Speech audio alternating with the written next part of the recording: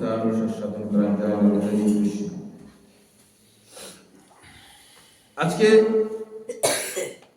খুবই মহিমান্বিত একটি দিন, একটি তিথি, এই মকর সংক্রান্তি খুবই মাহাত্ম্যপূর্ণ একটি দিন।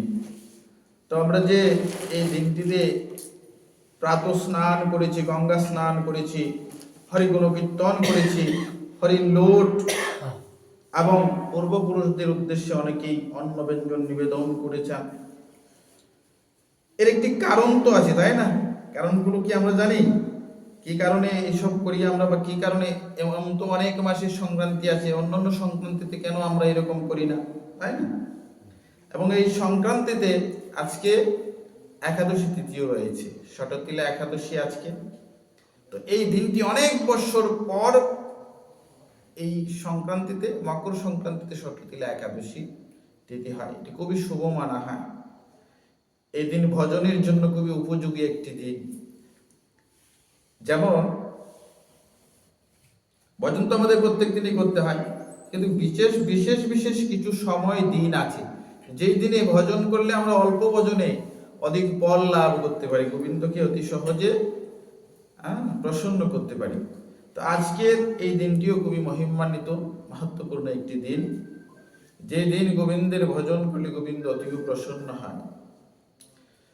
তো আজকে এই দিনের মাহাত্ম্যটা আমরা শ্রবণ করব। কেন আজকের এই দিনে আমাদের হরিনাম গুণকীর্তন আমরা করে আসছি আগে দেখি, ঠিক আছে? জয় রাধে। এই কারণগুলো আমাদের জানা প্রয়োজন আছে কিনা? অনেক দিন থেকেই আমরা এই দিনে হরিনাম সংকীর্তন করি, হরি লোট করি। কেন করি সেটা আমাদের জানা অত্যন্ত প্রয়োজন। তো আজকে আমরা এই মকর সংক্রান্তি বা পৌষ সংক্রান্তি যাই বলেন, এই দিনটির মাহাত্ম্য আজকে আমরা জানব। স্বর্গরাজ্যে দেবতাদের দিবারম্ভ হয় এই মকর সংক্রান্তির দিন হতে। স্বর্গরাজ্যে দেবতাদের, আমাদের এক সূর্য বৎসরে দেবতাদের একদিন এক রাত হয়। আমাদের এই জগতে এক সূর্য বৎসর কাল বা সময়ে দেবতাদের এক দিন এবং এক রাত হয়। পৃথিবী সূর্যকে সম্পূর্ণ পরিক্রমা করতে, একটু খেয়াল করবেন, এই যে পৃথিবী সূর্যের চারদিকে পরিক্রমা করে, তো একটা পরিক্রমা করতে 1 বৎসর সময় লাগে।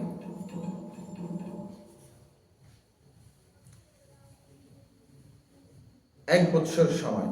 আর এরকম 1 বৎসরের অর্ধেক মানে 6 মাস, এই 6 মাস সময়ে দেবতাদের এক দিন হয়, আর 6 মাসে দেবতাদের এক রাত্র হয়। অর্থাৎ আমাদের সম্পূর্ণ 1 বছরে দেবতাদের এক দিন এবং এক রাত্রি হয়। সেই নিয়ম অনুসারে এই মকর সংক্রান্তির দিন দেবতাদের ব্রাহ্ম মুহূর্ত হয়। আমাদের যখন সকাল হওয়ার আগে সময় ব্রাহ্ম মুহূর্ত, সূর্য উদয়ের পূর্বক্ষণে যেই সময়টা, আজকের এই দিনটা স্বর্গরাজ্যের ব্রাহ্ম মুহূর্ত।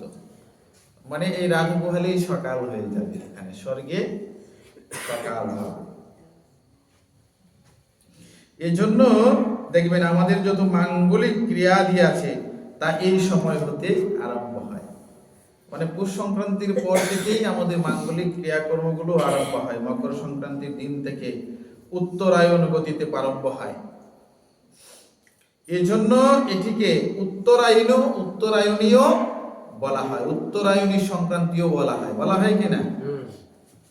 আজকে থেকে সূর্যের গতি উত্তরায়ণ হবে, মানে সূর্য উত্তর দিকে ধীরে ধীরে উত্তর দিকে যাবে। তাই এটাকে এই মাঘ মাস হতে, মাঘ মাসের প্রথম দিন হতে একেবারে আষাঢ় মাসের শেষ দিন পর্যন্ত এই সময়টাকে উত্তরায়ণী বলা হয়। তাই শরৎকালে দেখবেন, শরৎকালে দুর্গা মায়ের পূজাকে অকাল বোধন বলা হয়। কেন? কারণ সেটা দক্ষিণায়নে পড়েছে। কারণ দক্ষিণায়নে হলো দেবতাদের রাত্রিকাল, সেই রাত্রিকালে মাকে জাগিয়ে বোধন করা হয়েছে, পূজন করা হয়েছে। সেই জন্য সেই শরৎকালে দুর্গা মায়ের পূজাকে কিন্তু আখাল বোধন বলা হয়, তাই কিনা? বলা হয় না?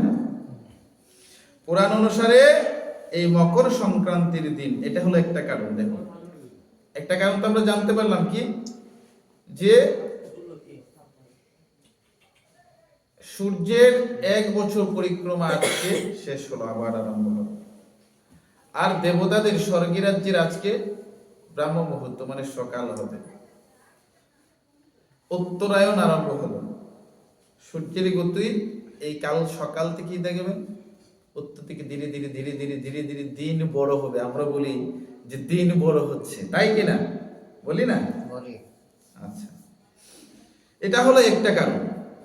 দ্বিতীয় কারণ কি বলছে পুরাণ অনুসারে, মকর সংক্রান্তির দিন সূর্য নিজের পুত্র শনিদেবের ঘরে 1 মাসের জন্য আসে। জ্যোতিষী মতে সূর্য আর শনিদেব কখনো মিল সম্ভব হয় না, অর্থাৎ একসঙ্গে হয় না, একসঙ্গে থাকে না। কিন্তু এই দিন সূর্য নিজেই নিজের পুত্রের ঘরে যায়। শনিদেব হলো সূর্যের পুত্র, অর্থাৎ শনি গ্রহ সূর্যের পুত্র। তো সূর্য হলো প্রকাশ, শনি হলো অন্ধকার। যেখানে যেখানে আলো থাকে, প্রকাশ থাকে, সেখানে অন্ধকারের কোনো কি অস্তিত্ব থাকে না। তাই অন্ধকার এবং আলো কখনো একসঙ্গে হতে পারে না। সূর্য দেবের পুত্র হলো শনিদেব। আজকের এই দিন থেকে সূর্য মকর রাশিতে গমন করে, এর জন্য এটাকে মকর সংক্রান্তি বলা হয়। বলা হয় কিনা? সূর্য শনির দেবীর পুত্রের গৃহে যায় 1 মাসের জন্য। এটা পিতা পুত্রের মিলনের একটা আবেগ গণ মুহূর্ত এবং শুভক্ষণ, যেখানে পিতা এবং পুত্রের মিলন হয়, তাই কিনা?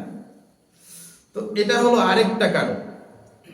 তৃতীয় আরেকটা কারণ হলো, এই মকর সংক্রান্তির দিন ভগবান বিষ্ণু, আপনারা শুনেছেন মধু এবং কৈঠব নামে 2 জন দৈত্য অসুর ছিল।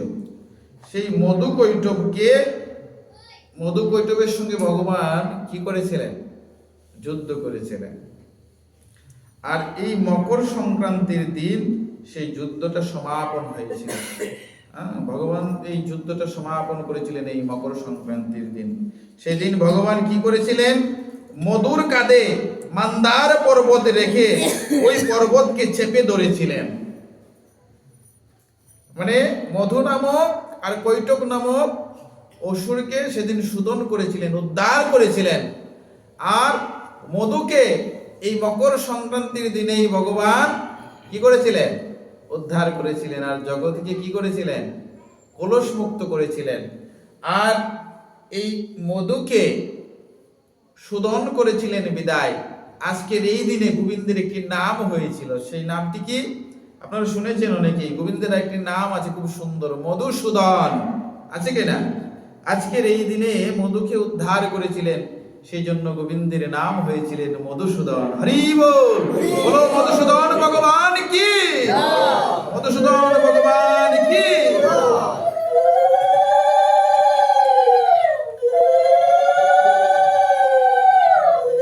আরেকটি কারণ হলো, দেখুন দিনটা হয়ে গেল, আপনারা বুঝতে পারছেন তো এই দিনটি কেন এত মহিমান্বিত দিন?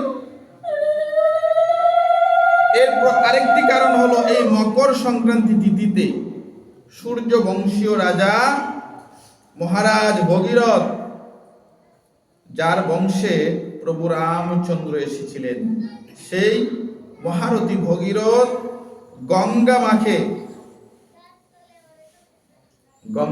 গঙ্গার জন্ম কোথায়? এই যে শ্রীমদ্ ভগবত গীতা,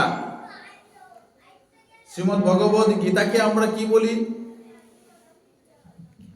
ভগবানের মুখ নিঃসৃত বাণী, অর্থাৎ ভগবানের শ্রীবদন হতে যা নিঃসৃত হয়েছে, মুখ নিঃসৃত বাণী শ্রীমদ্ ভগবত গীতা। আর গঙ্গার উৎপত্তি হলো কোথায়? ভগবানের শ্রীচরণ থেকে গঙ্গার উৎপত্তি হয়েছে। সেই লীলাটা অনেক বড়, আজকে সময় খুব কম, আমরা সেদিকে যাব না। শুধু এইটুকু জানি যে ভগবানের চরণে গঙ্গার উৎপত্তি হয়েছে। তো সেই গঙ্গা ভগবানের চরণে উৎপত্তি হওয়ার পর ব্রহ্মলোকে ছিল, ব্রহ্মার কুমণ্ডলে, সেটা এই জগতে ছিল না। আর সেই ব্রহ্মার কুমণ্ডলে অবস্থানকৃত সেই গঙ্গা যখন পৃথিবীতে নেমে আসে, ব্রহ্মলোকে থেকে পৃথিবীতে ছাড়লে গঙ্গার এমন স্রোতস্বিনী ধারা একবারে কি হবে, মানে পৃথিবী লোক ধ্বংস হয়ে যাবে, এরকম একটা অবস্থা। তখন কিভাবে আসবে গঙ্গা? ব্রহ্মলোক থেকে যদি ব্রহ্মা ওই কুমণ্ডল থেকে গঙ্গাকে ছাড়ে, তাহলে যেখানেই ছাড়ুক সেই পৃথিবী ধ্বংস হয়ে যাবে। তখন কি করলেন? গঙ্গাকে ধারণ করার মতো শক্তি ছিল একমাত্র দেবাদিদেব মহাদেবের। তাই ব্রহ্মলোক হতে আর ব্রহ্মার কুমণ্ডল হতে ভগবানের সেই চরণ জল শ্রী মা গঙ্গাকে কি করেছিলেন? কুমণ্ডল হতে আর দেবাদিদেব মহাদেবের জটায় কি করেছিলেন? ছেড়েছিলেন। আর মহাদেব আর জটা এরকম ছড়িয়ে জটার মধ্যে গঙ্গাকে ধারণ করেছিলেন। বলো মহাদেব কি, মহাদেব কি, গঙ্গাধর ভগবান কি। তো গঙ্গাকে ধারণ করেছিলেন, ব্রহ্মলোক থেকে তপস্যা করে এই পৃথিবীতে এনেছিলেন ভগীরথ রাজা। কাকে? গঙ্গা দেবীকে। ভগীরথের বংশে সাগর রাজা ছিল। ওনার 60,000 পুত্রকে ভগবান কপিল মুনি অভিশাপ দিয়েছিলেন। তারা ছিল পাতালে, তারা পাতালি ছিল এবং তারা উদ্ধার হতে পারেনি। 60,000 পুত্র, তাদের এই শাপ থেকে মুক্ত করতে মহারাজ ভগীরথ গঙ্গা মাকে ধরণীতে এনেছিলেন তপস্যা করে। এই মকর সংক্রান্তির দিন মহারাজ ভগীরথ তার পূর্বজদের আত্মার শান্তির জন্য তর্পণ করেছিলেন। মা গঙ্গা এই তর্পণ স্বীকার করে এই তিথিতে আর সাগরের সঙ্গে তিনি মিলে গিয়েছিলেন। হরি বল। বলো মা গঙ্গা কি, বলো মা গঙ্গা কি। কি হয়েছিল? এই তিথিতে এই জগতে গঙ্গা আবির্ভূত হয়েছিল। সেই জন্য আমরা প্রাতঃকালে সকলেই গঙ্গা স্নান করেছি কিনা? বলছে আজকের এই দিনে যদি কেউ পিতৃতর্পণ করে, বলছে তার পিতাগণ যদি উদ্ধার না হয়ে থাকে, তো পিতৃতর্পণের মাধ্যমে গঙ্গা মা সেই তর্পণ স্বীকার করে, সেই জন্য তার পিতৃপুরুষগণ উদ্ধার হয়ে গেছে। ঠিক কিনা? আমরা সকলেই তো আজকে প্রাতঃ স্নান করেছি, গঙ্গা স্নান করেছি, যদিও আমাদের কাছে গঙ্গা মা নেই। ঠিক আছে, তো গঙ্গা মাকে স্মরণ করে আমাদের কাছাকাছি কোনো জলাশয়ে বা পুকুরে আমরা গঙ্গা মাকে স্মরণ করে আর আমরা আজকে গঙ্গা স্নান করেছি। কেন? আজকের এই দিনে, এই পবিত্র দিনে ব্রহ্মলোক হতে, ব্রহ্মার কুমণ্ডল হতে এই ধরণীতে গঙ্গা মা আবির্ভূত হয়েছিলেন এবং স্রোতস্বিনী গঙ্গা এই দিনে সাগরের সঙ্গে মিলিত হয়েছিলেন। তো সেটা হলো আরেকটি কারণ। 4 নম্বর কারণ গেল। 5 নম্বর কারণটা কি? বলছে এই মকর সংক্রান্তিতে আপনারা মহাভারতের গঙ্গা পুত্র ভীষ্মের কথা শুনেছেন তো?